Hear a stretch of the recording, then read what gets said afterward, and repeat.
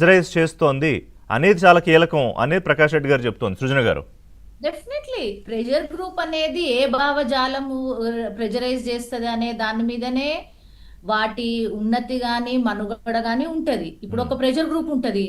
Pressure group వచ్చి ఏం చేస్తారు, మీరు ఓట్లు వేయించుకుంటారు, ఓట్లు అయినాక మీరు ముస్లింలు హిందువులు అంటారు, ఆ ప్రెజర్ గ్రూప్ తప్పే. ఇంకో ప్రెజర్ గ్రూప్ ఉంటది, చదువుకునేటోళ్ళని విజ్ఞానవంతులని అభివృద్ధి నమూనాలో ఇబ్బందులు ఏమున్నాయని నిమ్మలంగా చెప్పే విద్యార్థులని దేశద్రోహులు అంటారు, అది కూడా తప్పే. ఇంకో ప్రెజర్ గ్రూప్ ఉంటది, మహిళలంతా మీరు ఒకరొకరు ఇద్దరు అంటే పొలిటికల్ పార్టీ ప్రెజర్ గ్రూప్ ఒకటేనా మీరు చెప్తున్నా దాన్ని బట్టి? నేను అంటున్నా భావజాలని చెప్తున్నా. ఇప్పుడు ఒక ప్రెజర్ గ్రూప్ ఉంటది, మహిళలందరూ ముగ్గురు నలుగురు పిల్లల్ని కనాలి, మీ పనే పిల్లలకు దేశానికి అంకితం చేయమంటది, అది కూడా ఒక భావజాలమే. ఇంకొక భావజాలం ఉంటది, ఎన్నికలలో ఇంకో గ్రూప్ వాళ్ళు వచ్చి ఇట్లా మనము ముస్లింల మీద వ్యతిరేకంగా మాట్లాడాలంటారు, అది కూడా ఒక ప్రెజర్ గ్రూప్ భావజాలం. కాబట్టి భావజాలం అనేది ఇంకో భావజాలం ఉంటది. ఏంటిది, మేము ప్రెజర్ గ్రూప్ అని చెప్పుకుంటూ మేము ప్రజల వైపే మాట్లాడతామని అనుకుంటేనే వాళ్ళు మొత్తం అసలు దేశ ప్రేమ అంటే ప్రభుత్వ ప్రేమ అని చెప్పే ప్రెజర్ గ్రూప్ ఉంటది, అది కూడా ఇబ్బంది. ఇంకో ప్రెజర్ గ్రూప్ ఉంటది, మీడియా సమస్యలన్నింటినీ వారి వెనక సైడ్ ఉండి ఒక వెయ్యి కోట్ల సిఎస్ఆర్ డబ్బులు ఒక ప్రెజర్ గ్రూప్ తోటి ఒడిశాలో ఇన్పించి, ఎప్పుడైతే ఈ ధర్మేంద్ర ప్రధాన్ గారు పెట్రోలియం మినిస్టర్ గా ఓఎన్జీసీ ద్వారా వచ్చే సిఎస్ఆర్ నిధులన్నీ ఒక భావజాలానికి సంబంధించిన ప్రెజర్ గ్రూప్ల ద్వారా ఎన్జిఓలకు ఇవ్వడం కూడా ప్రెజర్ గ్రూపే. ఇంకోటి ప్రెజర్ గ్రూప్ ఏంటంటే, పొద్దున లేస్తే ఎవరైతే మీకు నిరసన చెప్తారో, ఎవరైతే మీ ఆలోచన విధానం సరికాదు కావచ్చు చూసుకోండి అని చెప్తారో వాళ్ళందరూ మీరు ఆడోళ్ళంతా పిచ్చి పిచ్చిగా దుర్భాషలాడడం కూడా ప్రెజర్ గ్రూపే.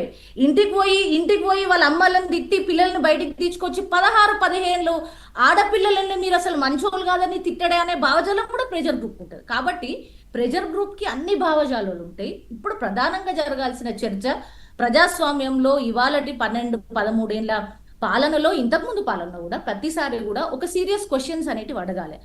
పార్శ్వాలు అంటే ప్రభుత్వాలకి పార్శ్వాలు ఎట్లా ఉంటాయో ప్రజాస్వామ్యంలో కూడా పార్శ్వాలు ఉంటాయి. ఆ పార్శ్వాలకి ప్రకాష్ రెడ్డి గారు కాదని లేదు, కానీ ఇప్పుడు విద్యార్థుల గురించో కాదు సృజన గారు, విద్యార్థుల గురించో లేకపోతే ఉద్యోగాల గురించో ఎస్ చెయ్యొచ్చు. కానీ ఆయన ఇప్పుడు సిజేపీలో చాలా మంది చాలా రకాలుగా మాట్లాడారు, పురాణాల గురించి మాట్లాడారు, దేవతల గురించి మాట్లాడారు, ప్రధానమంత్రి గారిని తిట్టారు, ప్రధానమంత్రి గారి ఇంట్లో వాళ్ళని తిట్టారు.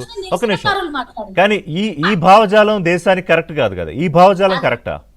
నేనేమంటున్నానండి, ఏ భావజాలం కరెక్టా ఏ భావజాలం కరెక్ట్ కాదా అని నేను సర్టిఫికెట్ ఇవ్వను. ఫస్ట్ ఆఫ్ ఆల్ నా ఇండివిజువల్ వ్యక్తిత్వం, నేను వచ్చిన తెలంగాణ సమాజము, నేను ఏదైతే స్ఫూర్తి పొందిన తెలంగాణ ఉద్యమం లేదంటే నేనే మంచిదానే పక్కోడంతా మంచోడు కాదనే భావజాలంతో పెరిగిన మహిళను కాదు, పెరిగిన పౌరురాలు కాదు. కాబట్టి ఎవరికి ఏది నచ్చినా ఎవరేది చెప్పినా వాళ్ళు చెప్పే స్వేచ్ఛ ఉంది.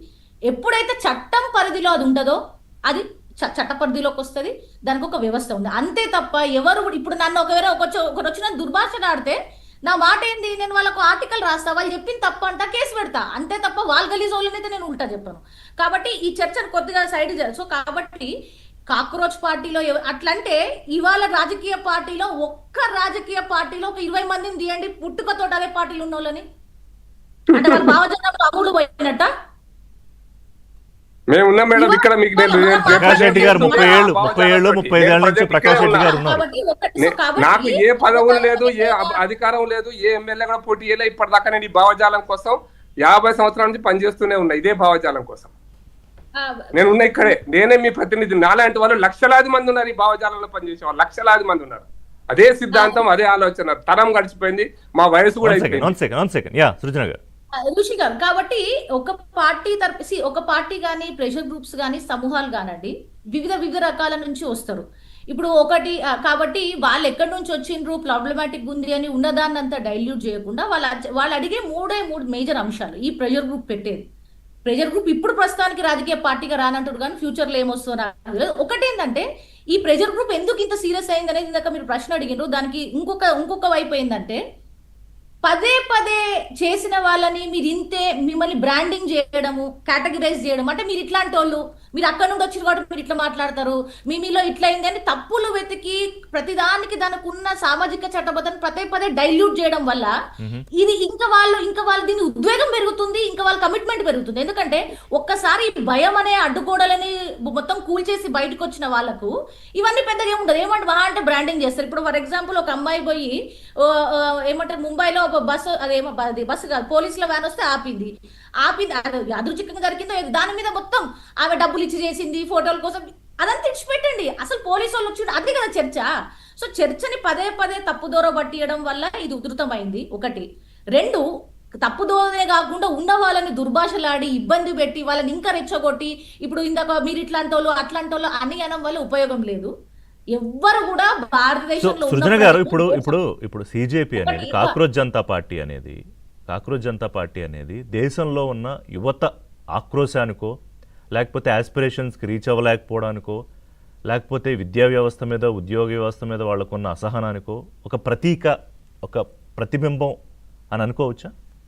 ఖచ్చితంగా ప్రతిబింబం కాబట్టే ఆ ఎవరైతే దానికి ప్రకాష్ రెడ్డి గారు ఒప్పుకోవట్లేదు. ప్రకాష్ రెడ్డి గారు రాజీనామా చేసిండ్రు. ఇప్పుడు నిన్న కూడా ఎవరో వీరెవరో ఒకరి ఇది కూడా ప్రెజర్ గ్రూప్ ఆ సోషల్ ఆర్గనైజేషన్ వారు ఏమంటారో మరి నాకు తెలియదు.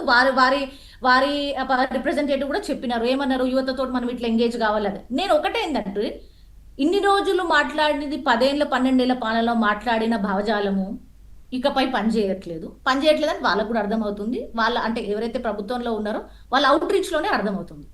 తిట్టి దుర్భాషలాడి మీరు ఎక్స్వైజీ అంటే ఎట్లా ఇప్పుడు ప్రధానమంత్రి జన్జీకి దగ్గర అవడానికి చేసే ప్రయత్నం, ఆర్ఎస్ఎస్ జన్జీకి దగ్గర అవడానికి చేసే ప్రయత్నంలో భాగంగానా? ఇంగ్లీష్ లో ఒక వర్డ్ ఉంటుంది, ప్లే బుక్. అంటే ఏంటంటే ఓహో మీరు దాన్ని అన్నారా, ఇది అవ్వచ్చు అని చూసి ఒక 5-6 అంశాలు ఉంటాయి. ఇంకా ఏదన్నా తిప్పి అదే చెప్పడం.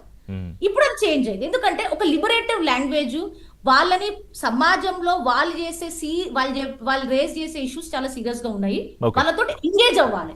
వాళ్ళని ఇంకా ఫర్దర్ గా కోపం చేసి వాళ్ళని బ్రాండింగ్ చేసి వాళ్ళతో దుర్భాషలాడితే ఈ డైలాగ్ అనే స్కోప్ మిస్ అవుతుంది. ఓకే, ఒక చిన్న బ్రేక్ తీసుకుంటా ఇంద్రశోభన్ గారితో మాట్లాడదాం. ఎందుకంటే ఇప్పుడు అది మిర్రర్ ఎఫెక్ట్, అంటే రిఫ్లెక్షన్ ఆఫ్ ద యూత్ లాగా సిజేపీ పనిచేస్తున్నప్పుడు, సమస్యల గురించి వాళ్ళు ఒక పెద్ద పోరాటం చేస్తున్నప్పుడు ఆ మేర పొలిటికల్ పార్టీస్ ఇప్పటివరకు ఏ అంశాలు అయితే పోరాటం చేస్తున్నారో వాళ్ళ పద్ధతి మార్చుకోవాల్సిన పరిస్థితి రావడం ఒకటి. రెండోది, మీరు ఇందాక ఒక మాట అన్నారు, ఎన్నాళ్ళు నడిచిన విధానం కాదు. ఇప్పుడు మేబీ బీజేపీ కూడా తన అవుట్ రీచ్ మార్చుకుంటూ ఉన్నప్పుడు కాంగ్రెస్ పార్టీ లాంటి పార్టీలకి